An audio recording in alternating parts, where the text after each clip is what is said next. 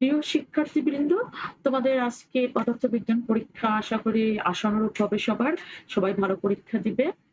এখন আমরা পদার্থবিজ্ঞান ২য় পত্রে কোন অধ্যায়গুলোকে বেশি গুরুত্ব দিয়ে পড়া উচিত সে নিয়ে আলোচনা করব। আমাদের তাপগতিবিদ্যা, চলতড়িৎ, আধুনিক পদার্থবিজ্ঞান এই ৩টি অধ্যায় থেকে নিশ্চিত প্রতি বছর সৃজনশীল আসে। তাপগতিবিদ্যা সর্বোচ্চ অগ্রাধিকার দেবে, চলতড়িৎ প্রতি বছরই প্রশ্ন আসে, অনেক সময় একটু জটিল আসতে পারে, ঘাবড়ে যেও না, সৃজনশীল প্র্যাকটিস করলে পারবে। আধুনিক পদার্থবিজ্ঞান খুবই সুন্দর একটা অধ্যায়, সহজে সৃজনশীলটা আয়ত্ত করা যায়, সহজে উত্তর দেওয়া যায়। এখানে 10-এ 10 পাওয়া সম্ভব। স্থির তড়িৎ আমার ৩টা সৃজনশীল হওয়ার পরে আরো ২টা দিতে হবে, সেজন্য স্থির তড়িৎ। তারপরে সেমিকন্ডাক্টর, সেমিকন্ডাক্টরও কিন্তু সহজ, তোমাদের আইসিটির সাথেও মিল আছে, মিল রেখে সেমিকন্ডাক্টর অধ্যায়টা। তাহলে সেমিকন্ডাক্টর অধ্যায়টা তোমরা কিছু প্র্যাকটিস করলেই, কিছু সময় প্র্যাকটিস করলে তোমরা সেমিকন্ডাক্টর অধ্যায়টা পারবে, যেহেতু আইসিটির সাথে মিলে যায়। তাপগতিবিদ্যা, তাপগতিবিদ্যা সবচেয়ে গুরুত্বপূর্ণ অধ্যায় ২য় পত্রে। এখানে কার্নো ইঞ্জিন, এন্ট্রপি, সমষ্ণ প্রক্রিয়া, রুদ্ধতাপীয় প্রক্রিয়া, এই ৩ ধরনের। কার্নো ইঞ্জিনের দক্ষতা দক্ষতা এক টাইপের ক্রিয়েটিভ, এন্ট্রপি দিয়ে একটা ক্রিয়েটিভ, সমষ্ণ রুদ্ধতাপীয় প্রক্রিয়া অর্থাৎ তাপগতীয় প্রক্রিয়া মিলে একটা ক্রিয়েটিভ। এই ৩ ধরনের ক্রিয়েটিভ দিয়ে যেকোনো একটা ক্রিয়েটিভ চলে আসবে। হ্যাঁ, তাহলে দক্ষতা ক্রিয়েটিভ করবে, দক্ষতা ক্রিয়েটিভ গুলো খুবই সহজ হয়। এন্ট্রপির পরিবর্তন, কোশ্চেন যদি একটু জটিল প্যাটার্নে আসে, একটু কঠিন, যদি এই অধ্যায় থেকে একটু কঠিন করে কোশ্চেন, তখন দেখা যায় যে এন্ট্রপি আসে। এন্ট্রপির অঙ্ক কিন্তু খুব বেশি কঠিন না, সহজ, সূত্র মুখস্থ থাকলেই হয়। এরপর রুদ্ধতাপীয় প্রক্রিয়া আর সমষ্ণ প্রক্রিয়া মিলিয়ে আসে, অথবা সমচাপ প্রক্রিয়া, সমায়তন প্রক্রিয়া। বেশিরভাগ সময় সমষ্ণ প্রক্রিয়া আর রুদ্ধতাপীয় প্রক্রিয়া দিয়ে আসে।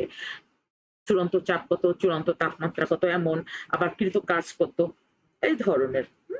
আবার সমস্ত প্রক্রিয়ায় এন্ট্রপির পরিবর্তন, রুদ্ধতাপীয় প্রক্রিয়ায় এন্ট্রপির পরিবর্তন 0, সমষ্ণ প্রক্রিয়ায় এন্ট্রপির পরিবর্তন হবে লন, এনআর লন V2/V1, মানে টি থাকবে না। তোমরা যে কৃত কাজের ইকুয়েশন জানো, এনআরটি, টিটা বাদ দিলে এনআরটি লন V2/V1, টিটা বাদ দিলে যেটা, সেটাই হলো এন্ট্রপির পরিবর্তন। এভাবে মনে রাখবা, বইয়ে সরাসরি এই সূত্রটা নাই। তাহলে সমষ্ণ প্রক্রিয়ায় এন্ট্রপির পরিবর্তন যদি কোশ্চেন কঠিন আসে তখন এটা দিতে পারে ঘুরিয়ে। সমষ্ণ প্রক্রিয়ায় এন্ট্রপির পরিবর্তন ΔS সমান এনআর লন V2/V1। V2/V1 এর পরিবর্তে লেখা যায় P1/P2, তা তো তোমরা জানোই। আচ্ছা, তাহলে আমরা তাপগতিবিদ্যাকে সর্বোচ্চ প্রায়োরিটি দিব, যেন 1 মার্ক বাকি না থাকে, 10 মার্কই আমরা অ্যান্সার করতে পারি, সেটা আমরা চেষ্টা করব। 10 নম্বরের একদম ফুল 10 নম্বর পাওয়ার চেষ্টা করব তাপগতিবিদ্যা থেকে। সূত্রগুলো ঠোঁটস্থ করবে। চলতড়িৎ, চলতড়িৎ অধ্যায় বর্তনী দিয়ে আসে। চলতড়িৎ অধ্যায় একটু বেশি প্র্যাকটিস করবে। বিভিন্ন যে বর্তনী আছে, হুইটস্টোন ব্রিজটাকে বেশি প্রাধান্য দাও। হুইটস্টোন ব্রিজ বারবার বোর্ডে আসছে, অন্যগুলোও করবে।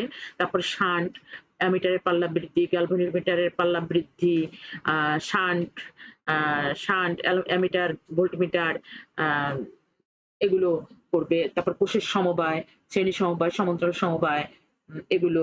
তারপরে এমনি নরমাল বর্তনী, রোধ শ্রেণীতে আছে, সমান্তরালে আছে, তড়িৎ প্রবাহ বের করবা, এমন কিছু। এগুলো বেশি করবে। অন্যগুলোও করবে, যেমন একটা রোধককে পানির মধ্যে ডুবিয়ে দেওয়া হলো, পানি তাপ গ্রহণ করবে, কারেন্ট চলবে রোধকের মধ্য দিয়ে, এই যে পানির গৃহীত তাপ আর রোধকে উৎপন্ন তাপ সমান হয়, সেই টাইপ দিয়েও কিন্তু ক্রিয়েটিভ আসে। তাহলে চলতড়িৎ একটু ভালো করে দেখবে, একটু সময় দেবে। চলতড়িৎ একটু বেশি সময় দিতে হবে আয়ত্ত করার জন্য। এরপর আসো আধুনিক পদার্থবিজ্ঞান, খুবই চমৎকার একটা অধ্যায়। বিশেষ করে আপেক্ষিকতা, ভরের আপেক্ষিকতা, দৈর্ঘ্যের আপেক্ষিকতা, তারপরে সময়ের আপেক্ষিকতা, এই ৩টা আপেক্ষিকতা দিয়ে সূত্রগুলোও সহজ।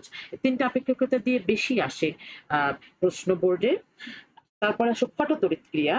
শর্ট সিলেবাসে আগে ফটোতড়িৎ ক্রিয়া ছিল না, এবার সিলেবাসে আছে ফটোতড়িৎ ক্রিয়া। ফটোতড়িৎ ক্রিয়া অনেক আসে, যখন এটা সিলেবাসে ছিল তখন প্রচুর আসতো ফটোতড়িৎ ক্রিয়া। এবার যেহেতু শর্ট সিলেবাস না, পূর্ণ সিলেবাস এবং ফটোতড়িৎ ক্রিয়া সিলেবাসে আছে, সুতরাং ফটোতড়িৎ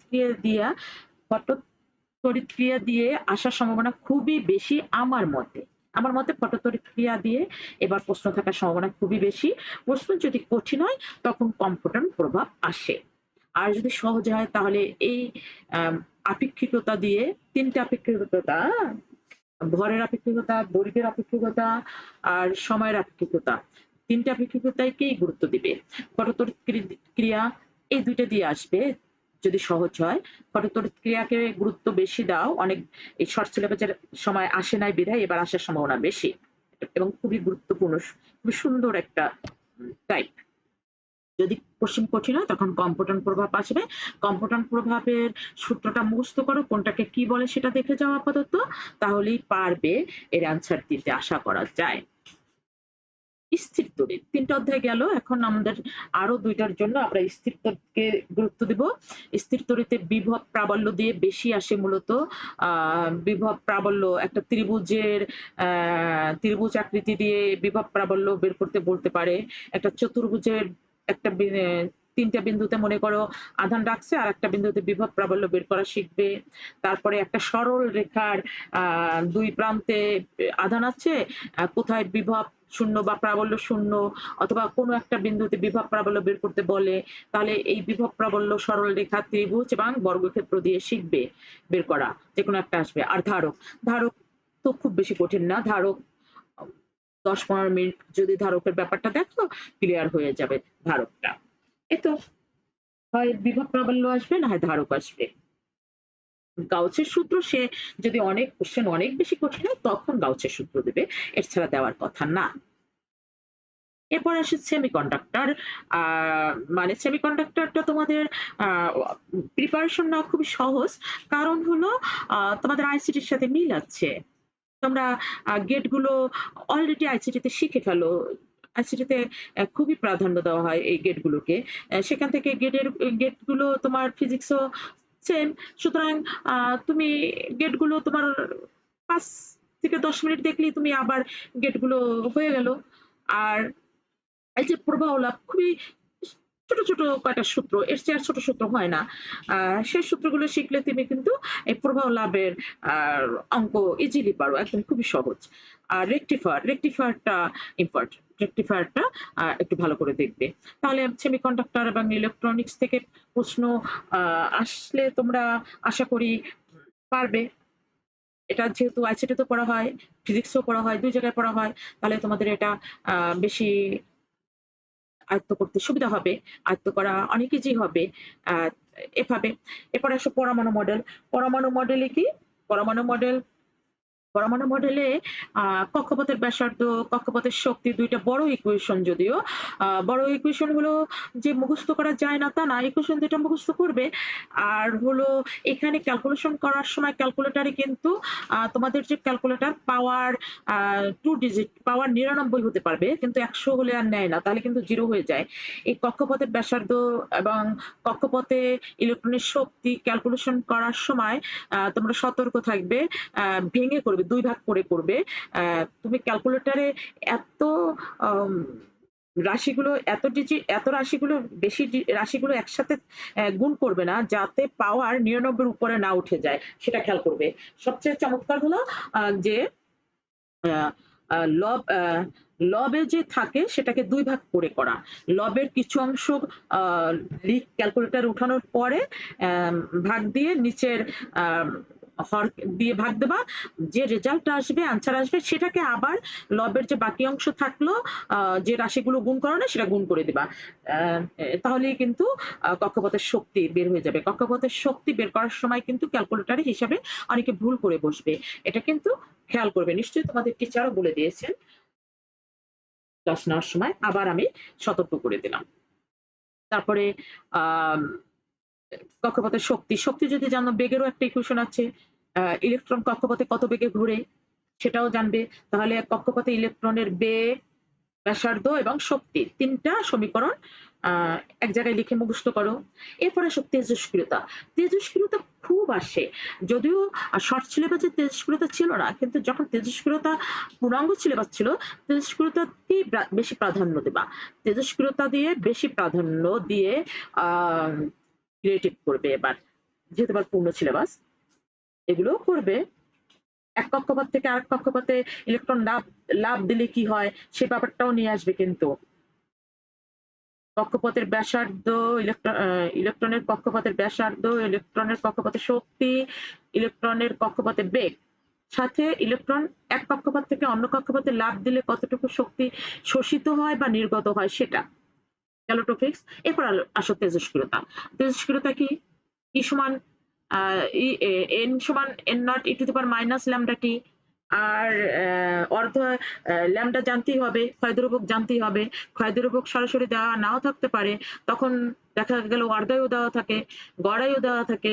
অর্ধ এবং গড়ায়ুর সাথে ল্যামডার কি সম্পর্ক সেটা জানবে, তাহলে তেজস্ক্রিয়তার অঙ্ক পারবে।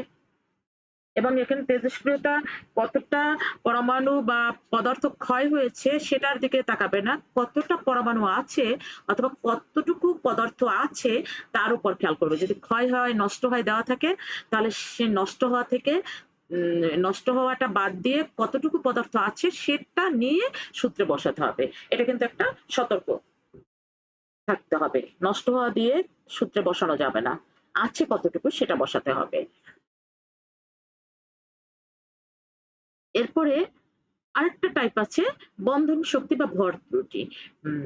নিউক্লিয়াসে নিউট্রন প্রোটন যখন একত্রে থাকে তখন তাদের একটা বন্ধন শক্তির দরকার হয়। সে বন্ধন শক্তিটা তৈরি হয় এই ভর ত্রুটি দ্বারা। ভর ত্রুটি কি, বন্ধন শক্তি কি যদি জানো তাহলে এই বন্ধন শক্তি বা ভর ত্রুটি দিয়ে অঙ্ক পারবে। এটা দিয়েও কখনো কখনো আসে। এটা খুব বেশি না, যদি 5 মিনিট সময় দাও তাহলে বন্ধন শক্তি ভর ত্রুটির অঙ্ক পারবে। তাহলে আমাদের বেশি ইম্পর্টেন্ট হলো তেজস্ক্রিয়তা এবার আশা করা যায়। তারপরে এই কক্ষপথের ব্যাসার্ধ, বেগ, শক্তি, এক কক্ষপথ থেকে ইলেকট্রন আর কক্ষপথে লাভ দিলে কেমন হয় সেটা 2 নম্বরে। আর 3 নম্বর হলো বন্ধন শক্তি বা ভর ত্রুটি দিয়ে ক্রিয়েটিভ আসতে পারে। তাহলে আমাদের এরপর আসো আলোক বিজ্ঞান, ভৌত আলোক বিজ্ঞান। যারা আলোতে ভালো, যারা 9, 10 আলো পড়ে আসছো গুরুত্ব দিয়ে, তাদের জন্য কিন্তু আলোক বিজ্ঞান খুবই একটা সহজ। স্থির তড়িৎ, তারপরে সেমিকন্ডাক্টর যাদের কঠিন মনে হয় তারা কিন্তু অনায়াসে ভৌত আলোক বিজ্ঞান, জ্যামিতিক আলোক বিজ্ঞান, এই আলোক বিজ্ঞান থেকে তো অবশ্যই আলো দিয়ে একটা কোশ্চেন অবশ্যই আসবে। তোমাদের জ্যামিতিক আলোক বিজ্ঞান শর্ট সিলেবাসে ছিল না, এখন পূর্ণাঙ্গ সিলেবাসে আছে। সেজন্য জ্যামিতিক আলোক বিজ্ঞান থেকে প্রশ্ন আসার সম্ভাবনা আছে।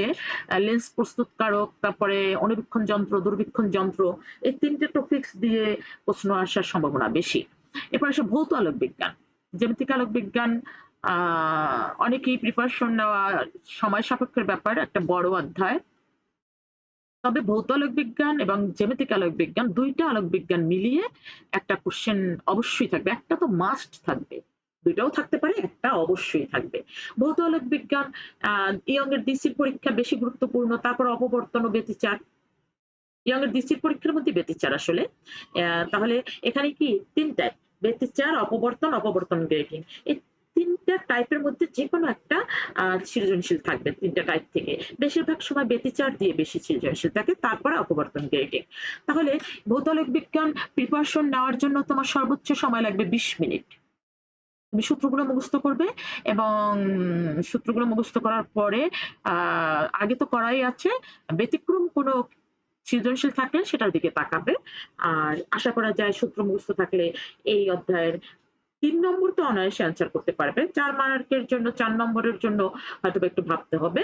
তাহলে ভৌত আলোক বিজ্ঞানও কিন্তু তুমি সুন্দর করে প্রিপারেশন নিতে পারো। আর যদি 9, 10 এর জ্ঞানটা মোটামুটি একটু টেনে আনতে পারো তাহলে জ্যামিতিক আলোক বিজ্ঞান প্রিপারেশন নিতেও তোমার খুব বেশি সময় লাগবে না। আলোক বিজ্ঞান থেকে মাস্ট একটা কোশ্চেন থাকবে, এটা নিশ্চিত।